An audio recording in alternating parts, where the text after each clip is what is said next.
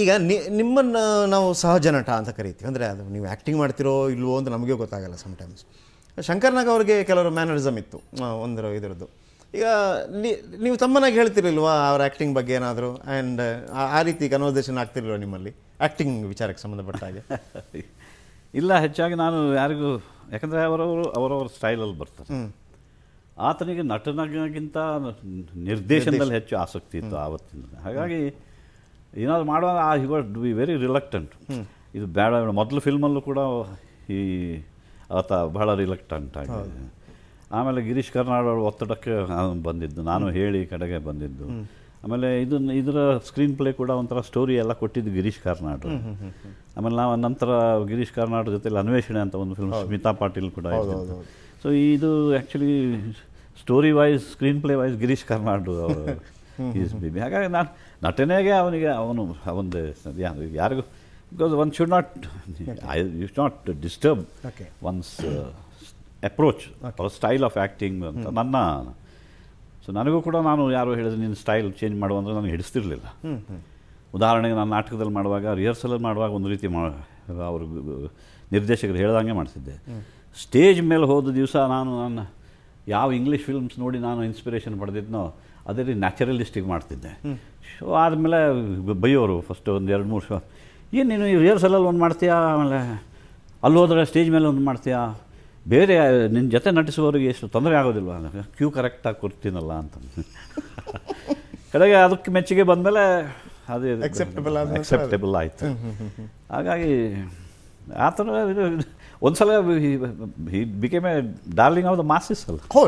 ಖಂಡಿತವಾಗ್ಲು ಶಂಕರ್ನಾಗ್ ಅಂದರೆ ಶಂಕರ್ನಾಗ್ ಅವರನ್ನು ದೋಷಿಸುವ ವ್ಯಕ್ತಿನೇ ಎಲ್ಲೂ ಇಲ್ಲ. ಆ ಒಂದು ಸ್ಟೈಲು ನಾನು ಮೊನ್ನೆ ರಮೇಶ್ ಭಟ್ ಅವ್ರ ಹತ್ರ ಮಾತಾಡ್ತಿದ್ದೆ, ಹಿಂಗೆ ಅದು ನಿಜವಾಗ್ಲೂ ರಿಯಲ್ ಲೈಫಲ್ಲೂ ಅವ್ರು ಹಂಗೆ ನಡೀತಾರೆ. ರಿಯಲ್ ಲೈಫಲ್ಲಿ ಅವ ಹಂಗಿರಲಿಲ್ಲ.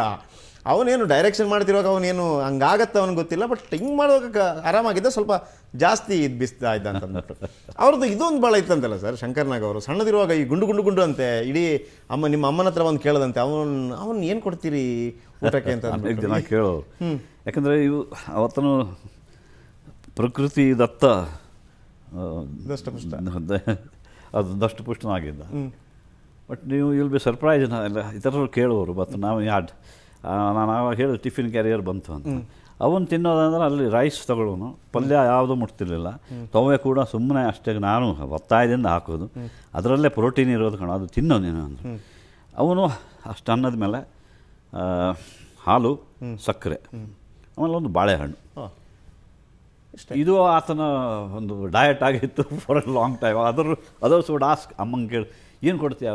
ಅವರೆಲ್ಲ ನಮಗಿಂತ ಉತ್ತಮ ಸ್ಥಿತಿಯಲ್ಲಿದ್ದರೂ ಕೂಡ ಅವ್ರ ಮಕ್ಕಳು ಸ್ವಲ್ಪ ಬಡಕಲಾಗಿದ್ದಾಗ ಇವರನ್ನು ನೋಡಿಬಿಟ್ಟು ಏನು ಕೊಡ್ತೀರಾ ಅವನಿಗೆ ತಿನ್ನೋಕೆ.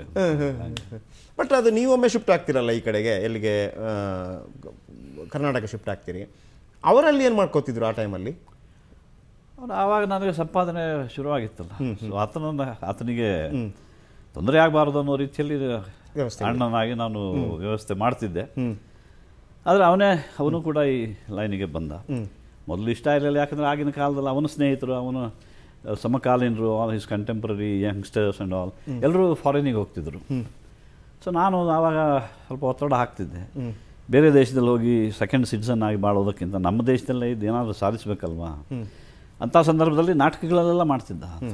ಅಲ್ಲದೆ ಆವಾಗಲೇ ಈ ಒಂದಾನೊಂದು ಕಾಲದಲ್ಲಿ ಬಂತು. ಅದು ಬಂದಮೇಲೆ ಆಮೇಲೆ ಫಸ್ಟ್ ಕಮರ್ಷಿಯಲ್ ಫಿಲ್ಮು ಅವನಿಗೂ ಬಂತು, ಸೀತಾರಾಮು ಅಂತ ಮಾಡ್ದ.